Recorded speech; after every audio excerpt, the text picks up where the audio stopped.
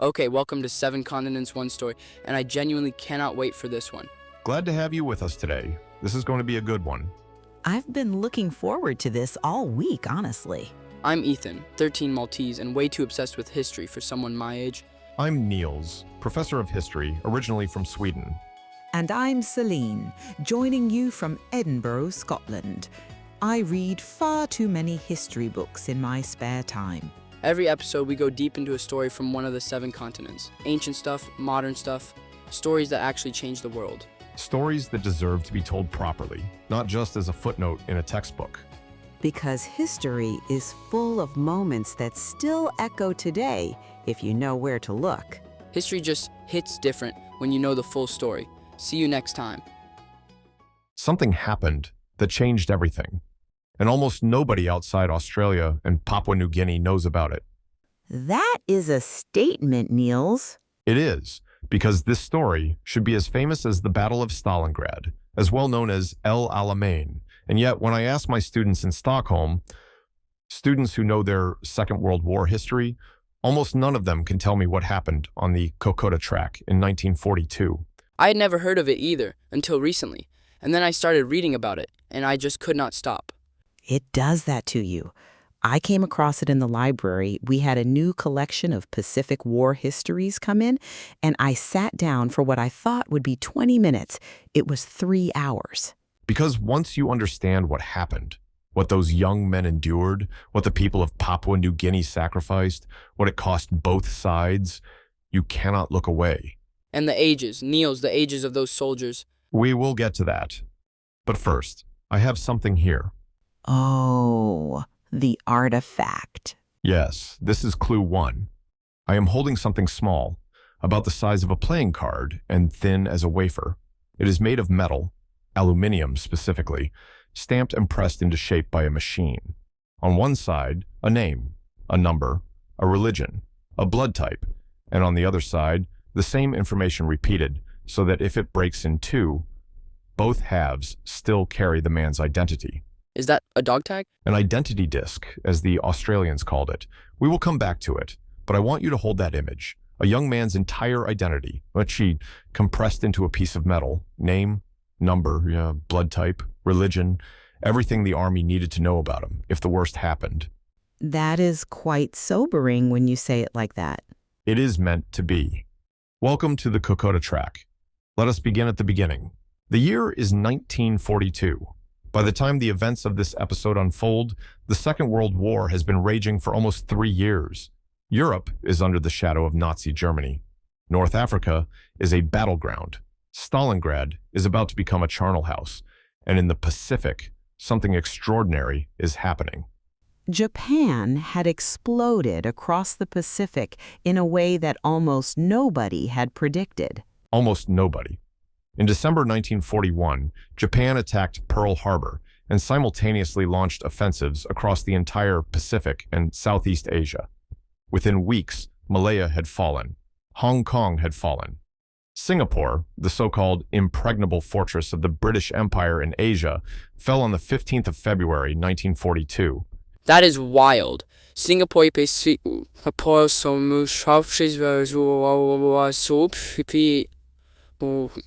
We thought that in Edinburgh, too. The fall of Singapore sent shockwaves through Britain and through Australia. Because Australia lost an entire division at Singapore. The 8th Division, approximately 15,000 men gone, captured. And 4 days after Singapore fell, Japan bombed Darwin on the north coast of Australia. More aircraft in that raid than attacked Pearl Harbor. So Australia was actually in danger of being invaded. Genuinely in danger. Most of Australia's experienced soldiers were in North Africa. The Navy was too small, the Air Force lacked modern planes, and Japan was advancing toward the Australian territory of Papua, which is what we now call Papua New Guinea, with the intention of capturing Port Moresby on the southern coast. And from Port Moresby, they could bomb northern Australia at will, strike the supply lines, control the approaches. Exactly. Port Moresby was the key. Japan tried to take it by sea first. The Battle of the Coral Sea in May 1942 stopped that. So they decided to take it overland, through the mountains. Through the Owen Stanley Range? Through the Owen Stanley Range, through 96 kilometers of some of the most brutal terrain on the face of the earth. Let me take you there. It is the middle of 1942, and you are standing at the base of the Owen Stanley Range in Papua. Look up. The mountains rise to over 2,400 meters. That is higher than any peak in the British Isles, and they are clothed in jungle, dense, dripping, impenetrable jungle, from their base to very nearly their summit. And the track goes over that. The track goes over that. 96 kilometers. Single file, one person wide in places. You climb ridges so steep, you need to use your hands to pull yourself up. You descend slopes so muddy, you slide down on your back. You cross rivers, fast, cold, chest deep. You hack through vegetation that closes back around you within hours of being cut. What is the weather like? Rain, every afternoon almost without fail. Torrential tropical rain that turns the track into a river of mud. And when it is not raining, the humidity is so high that everything stays wet anyway. Your clothes never dry, your boots never dry, your socks rot on your feet. And the insects, mosquitoes, leeches, biting flies, never stop.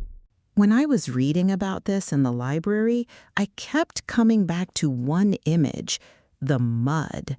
Multiple accounts describe Australian soldiers wading through mud that came up to their thighs in places. And they were carrying weapons, ammunition, they're wounded, everything. Everything. Because there were no roads, no vehicles, no airstrips close enough to the fighting in the early stages. Everything that reached the front lines was carried by human beings walking the track. That is, I do not even know how to process that. That is how I want you to feel, because that is where this story happens. On the 21st of July, 1942, Japanese forces under Major General Tomitaro Hori landed at Buna and Gona on the north coast of Papua. Approximately 6,000 men, battle-hardened from Malaya and the Philippines. Their orders: cross the Owen Stanleys and take Port Moresby. And who was sent to stop them? The 39th Battalion, Australian Citizen Military Forces, militia, not the regular army. What is the difference? The professional soldiers, the Australian Imperial Force, were overseas, North Africa, Syria, Britain. The militia were citizen soldiers, volunteers and conscripts who had signed up to defend Australia, but could not legally be sent to fight overseas. They were shop assistants, factory workers, farmers, students. And their average age? 18 and a half years old. That is my age, almost. That is what hit me hardest when I read about this. These were boys, 18-year-olds, being sent up a jungle track to hold back 6,000 experienced Japanese soldiers. And the professional soldiers had a name for them: Chocos, chocolate soldiers. The implication being that they would melt under the heat of battle. That seems harsh. It was deeply unfair. And they were completely, utterly wrong. The 39th Battalion had almost no time to prepare. Their commanding officer, Lieutenant Colonel William Owen, led them north along the track in late July. They reached Kokoda Village, a small settlement with a precious airstrip, on the 28th of July. The Japanese were already coming. And Owen was killed very quickly, was he not? On the 29th of July, shot by a Japanese sniper while observing the enemy advance. He was the first Australian commanding officer killed in Papua, and his men, teenagers most of them, had to carry on without him. What happened then? What happened then was one of the most remarkable fighting retreats in Australian military history.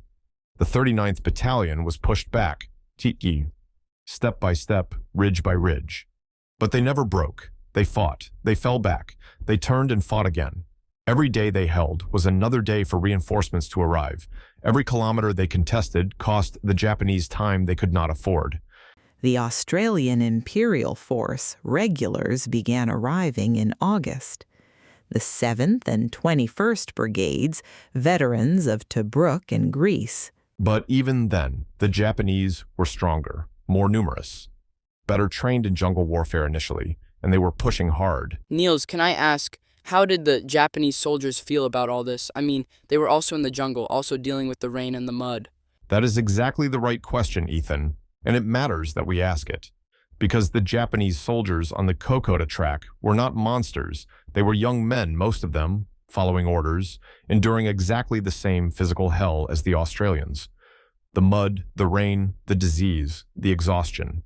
And they were actually winning in the early stages, advancing. Advancing, yes, but at enormous cost. And here is something the Japanese High Command did not understand, or refused to understand. The supply lines through the Owen Stanleys could barely sustain 6,000 men for a short, sharp campaign. They could not sustain them for a long one. So the further they advanced, the more stretched their supply became, and the jungle does not forgive stretched supply lines. The Battle of Isurava began on the 26th of August, 1942. This was the largest and most intense engagement of the entire Kokoda Track campaign. The scale of the Japanese attack, can you describe it? Wave attacks, relentless. The Japanese struck the Australian positions on multiple sides simultaneously. The fighting was at close quarters, sometimes literally hand to hand. Bayonets, grenades, men fighting in spaces of a few meters. And the Australians were outnumbered. how many Australians? Approximately 530 men of the 39th Battalion and the 21st Brigade, facing over 2,000 Japanese. 3 days into the battle, on the 29th of August, the situation became critical. The Japanese broke through on one flank. The whole position threatened to collapse. And that is when Private Bruce Kingsbury acted. That is when Private Bruce Kingsbury acted. He was 24 years old. He picked up a Bren light machine gun, which is a weapon normally requiring a two-man crew, and he charged forward alone into the Japanese advance, firing from the hip, into the enemy, sweeping the position, alone. Did it work? It worked. He pushed the Japanese back. He restored the Australian line. He gave his comrades time to consolidate. And then a Japanese sniper killed him. He died doing it. He died doing it. Private Bruce Kingsbury was posthumously awarded the Victoria Cross, the first awarded for action in Papua New Guinea during the Second World War. He deserves every word of that honor. But the battle was lost anyway, was it not? The battle was lost. The Australians withdrew south, and the retreat continued further and further toward Port Moresby. But something else was happening at the same time on the other side of Papua, something that changed the entire course of the campaign. Milne Bay. You want to talk about Milne Bay? I do, because while the Kokoda Track was dominating every headline, a separate battle was being fought at the far eastern tip of Papua, at Milne Bay, and it was, in many ways, more significant. Why? Because Milne Bay fought between the 25th of August and the 7th of September, 1942, was the first time in the entire Second World War that Japanese ground forces were decisively defeated and forced to withdraw. The first time they had lost on land. The first time. Japan had swept all before it since December 1941. Malaya, Singapore, Burma, Philippines. The reputation of Japanese soldiers was one of near invincibility in jungle warfare. And at Milne Bay, approximately 2,800 Japanese Marines discovered that 9,000 Allied defenders, mostly Australians, were waiting for them. That is a huge difference in numbers. It was. The Japanese had attacked expecting a lightly held position. They found a fully garrisoned defense. By the 7th of September, they were evacuating. Of the 2,800 Japanese who landed, approximately 1,318 were evacuated. The rest were dead. That must have been, psychologically, an enormous moment for the Allied forces. It was. The Japanese could be beaten, in the jungle, on the ground. That knowledge mattered enormously. I want to stop here because we cannot tell the story of the Kokoda Track without telling the full story of the Papua New Guinean people who sustained the entire Australian effort. You are absolutely right, Céline. And this is perhaps the most important part of this episode. The Fuzzy Wuzzy Angels? That is the term Australian soldiers used at the time, and it appears in diaries, poems, and newspaper reports of the era. But I want to say something clearly before we use it. Modern scholars, and many Papua New Guineans, consider this colonial-era nickname problematic. A University of New South Wales research paper from 2025 argues it carries 500 years of racist framing about Papuan people's physical features. Many in Papua New Guinea today prefer Papuan carriers or simply wartime carriers. The name matters, but so does the story. And the story is extraordinary. The story is extraordinary. When an Australian soldier was wounded on the Kokoda Track, there was no ambulance, no helicopter, no road. The wounded had to be carried on stretchers made of vines and timber, over the same ridges, through the same mud, across the same rivers that had taken healthy men weeks to cross. And they did that? The Papua New Guinean carriers did that. They came from villages along and near the track. They knew this land as their home.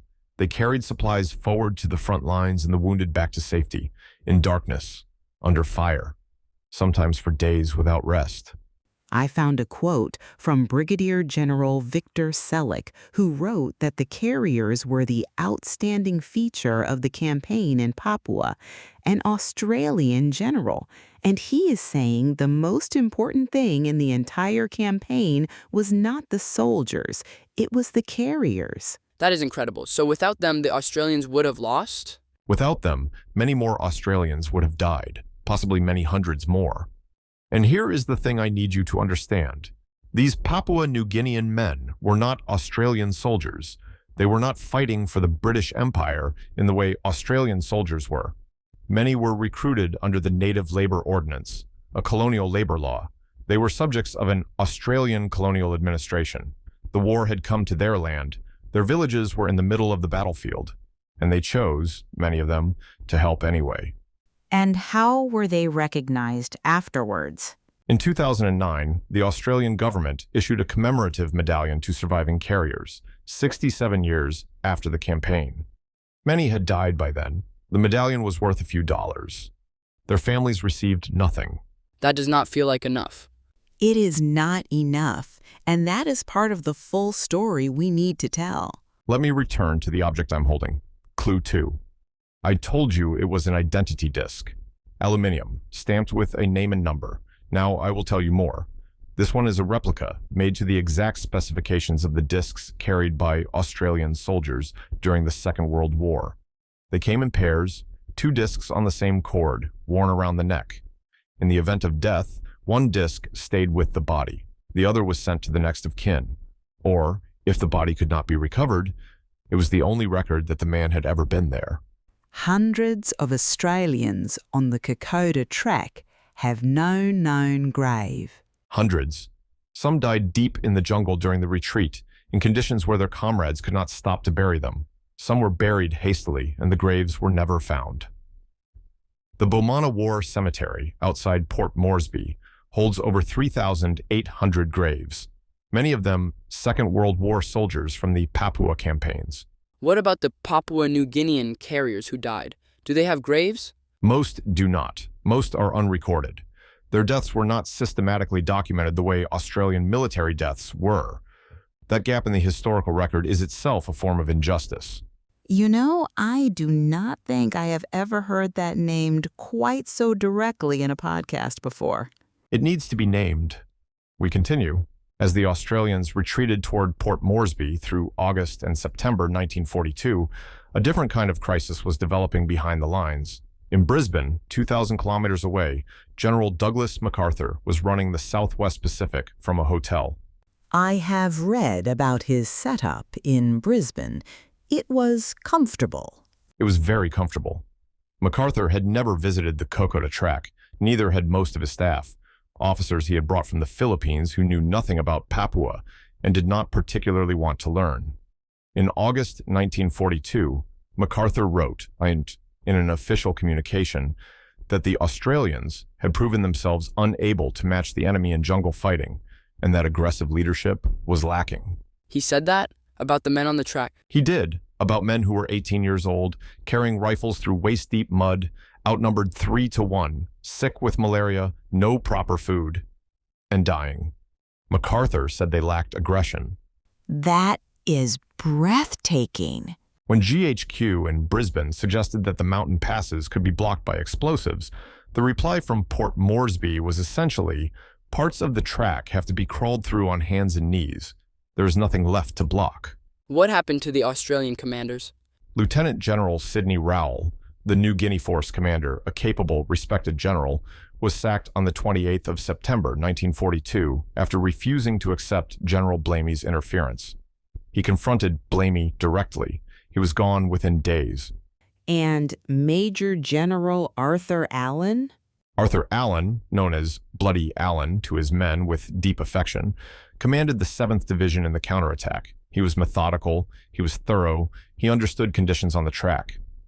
MacArthur and Blamey decided he was moving too slowly. He was sacked in October 1942.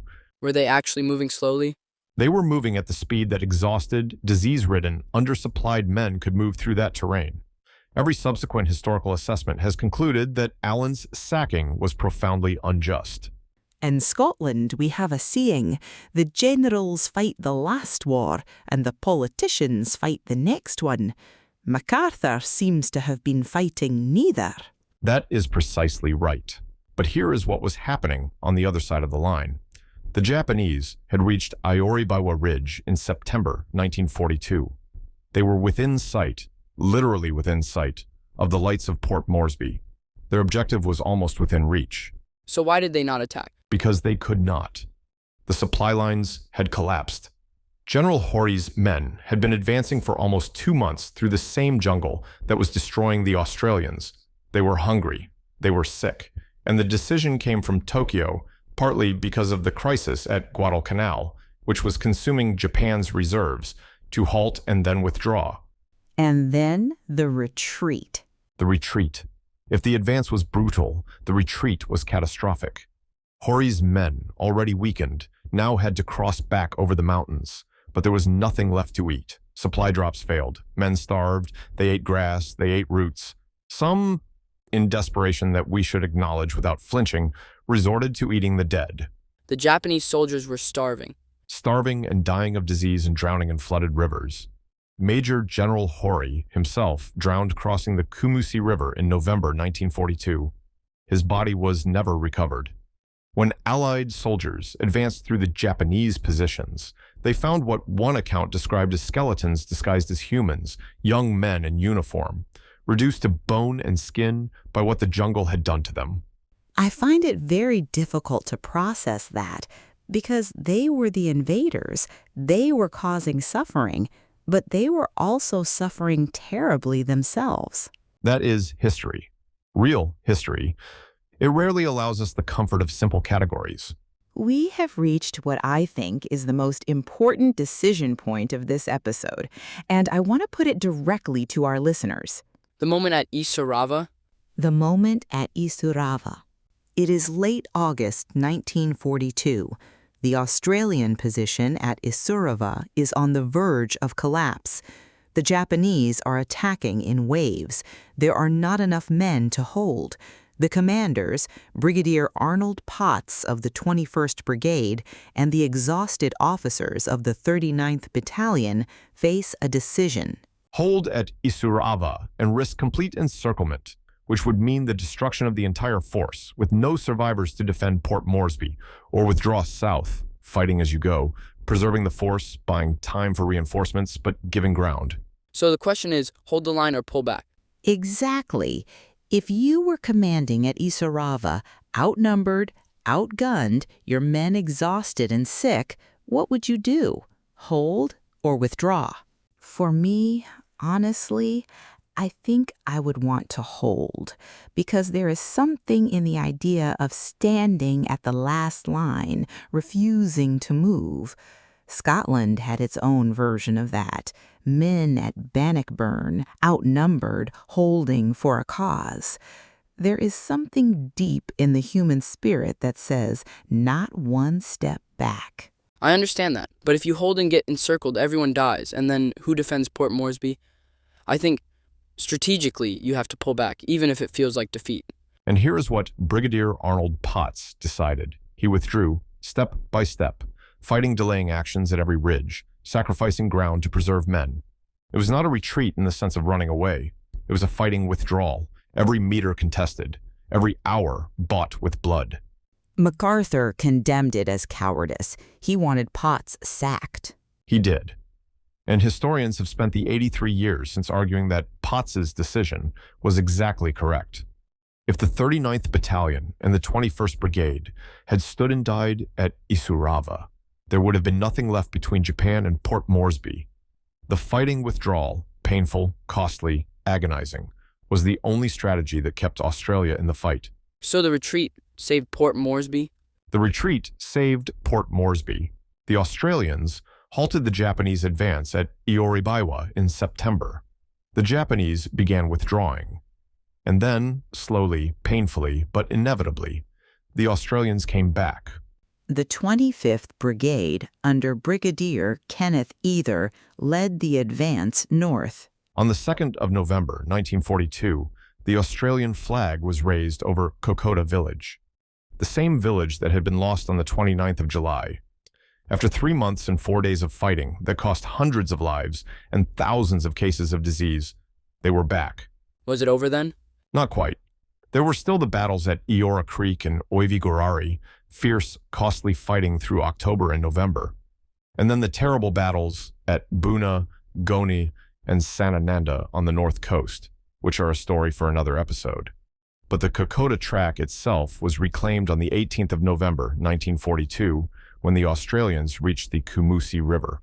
4 months, 96 kilometers, hundreds of lives. And now, our unsung hero.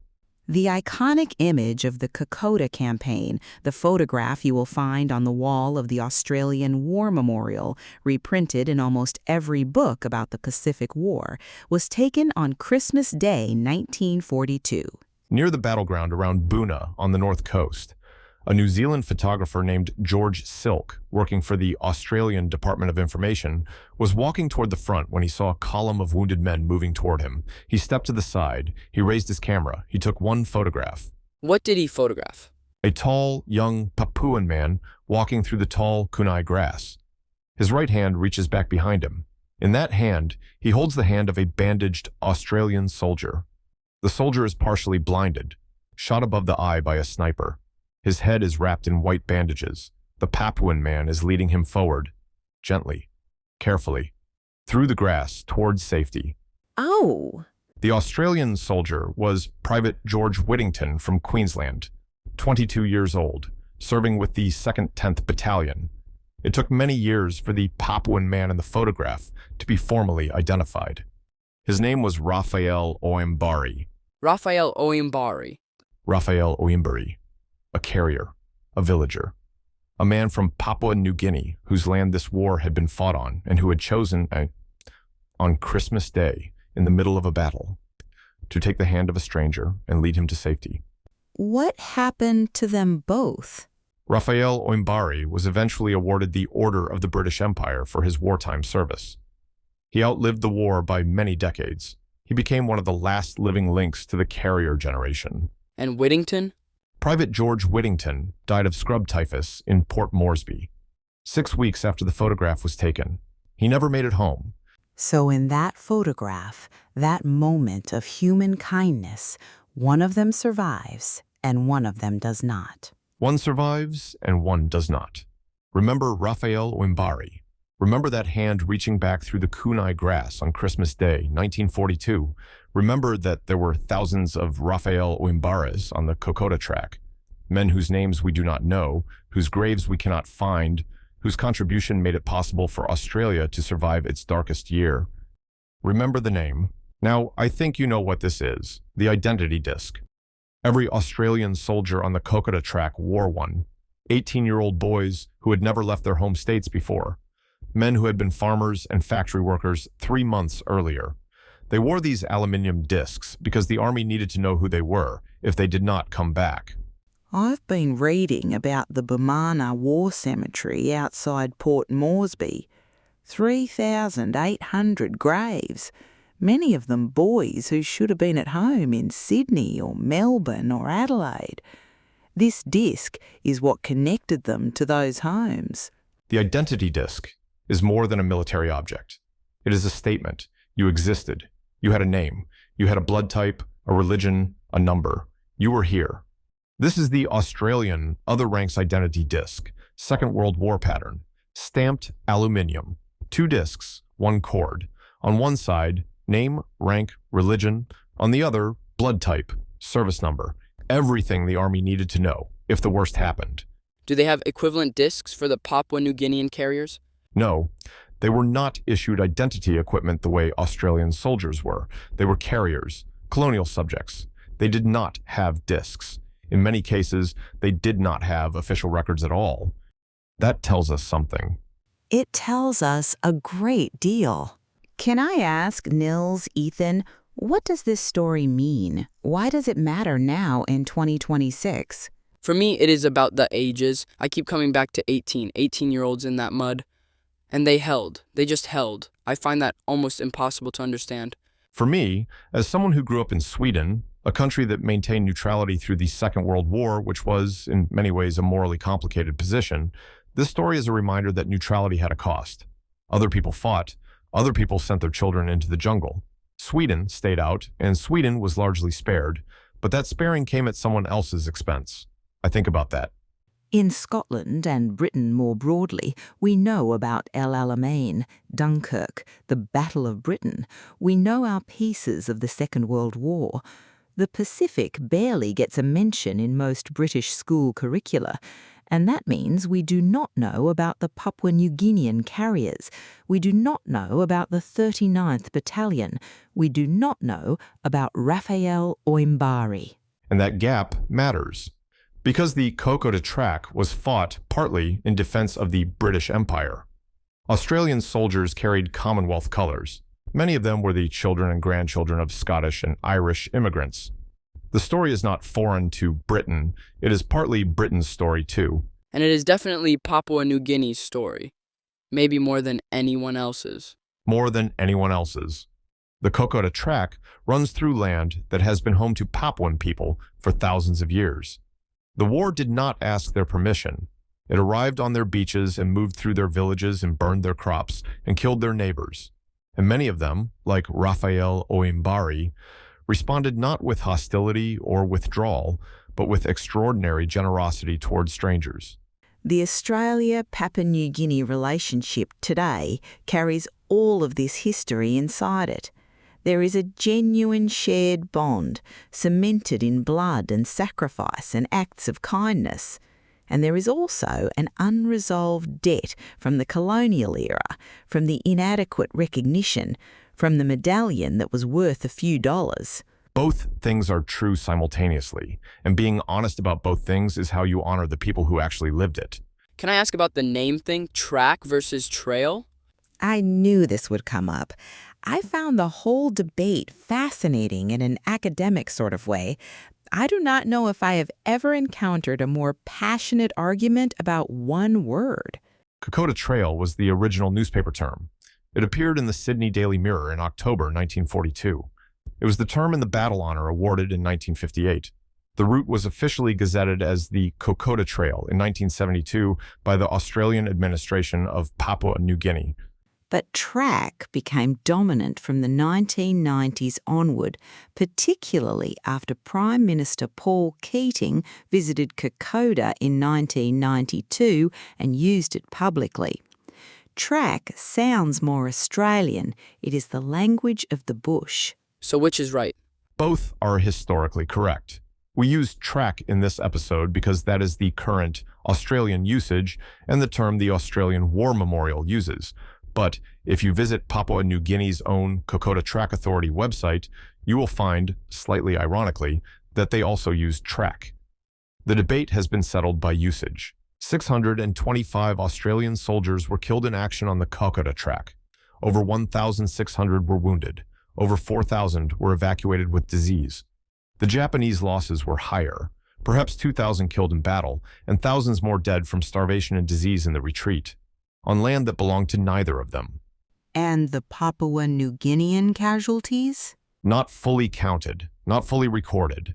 That is where the historical debt lies deepest. But the campaign was won. The campaign was won. Port Moresby was saved. Australia was not invaded, and along the Kokoda Track today, you can walk those same 96 kilometers. Tens of thousands of Australians do every year as a form of pilgrimage and remembrance. They walk in the footsteps of the teenagers who held the line, and in the footsteps of the Papua New Guinean men who carried the wounded home. What I find remarkable is that the Kokoda Track has become a place where the Australia-Papua New Guinea relationship is renewed. Prime ministers have walked it together. It is now a shared heritage site, protected by a joint declaration signed in 2015. History forged in suffering and sustained by memory. That is perhaps the best outcome history ever offers us. Before Céline closes us out, I want to leave you with one image. Christmas Day, 1942. A young Papuan man in the kunai grass of northern Papua. His right hand extended behind him, holding the hand of a wounded Australian soldier he has never met before, leading him towards safety, on the most violent patch of earth in the South Pacific. In that hand, in that reaching, holding, guiding hand, is everything the Kokoda Track means. Courage without glory, kindness without recognition, humanity in the middle of hell. The Kokoda Track campaign lasted from the 21st of July to the 18th of November 1942. 48 hours of each of those 120 days, almost every one of them, were spent in rain, mud, fear, hunger, and pain. And yet what we remember alongside the battles and the losses is that hand, Rafael Oimbari's hand. And I keep thinking about those 18-year-olds, the Chocos, the kids who were supposed to melt. They did not melt. They held, and then they came back. The more we learn, the more we realize how much there still is to discover. What a journey through history today. Strategic, long-term thinking creates lasting security in days. That is one of the great lessons of the Kokoda Track. That is why I appreciate our partnership with Cyprus Real Returns. Guaranteed 6 to 12% returns on Cyprus real estate, 100% secured through the Cyprus Land Registry. Professional management handles everything. With Cyprus tourism booming and property values growing nearly 8% annually, it is an opportunity worth exploring. Visit cyprusrealreturns.com to learn more.